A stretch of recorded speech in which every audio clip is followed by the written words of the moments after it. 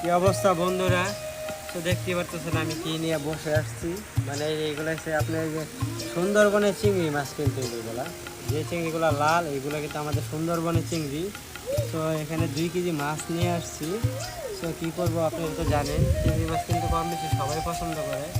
তো এই যে দেখতে পাচ্ছেন একটা মাছ আমি হাতে নিলাম। তো এখন এই মাছটা খাবো, মানে কাঁচাই খাবো।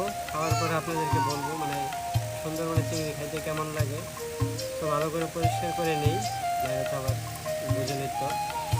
তো এই যে দেখতে পাচ্ছেন, এই যে এখন আমি যে খাবো এটা কিন্তু আমি চিংড়ি। তো এই দেখতে পাচ্ছেন গাইস, এটা কিন্তু আপনার অন্যরকম একটা টেস্ট। খাইতে কিন্তু এতটা মানে জঘন্য না, কাঁচা খেতে কিন্তু স্বাদ আছে। আর চিংড়ি মাছ কাঁচা কিন্তু খাওয়া যায়, আপনারা একটু কম বেশি হবে জানেন। সো কাঁচা চিংড়ি কে কে খাইছে কমেন্টস করে জানাবেন, আর ভিডিও রেগুলার ভালো থাকবে।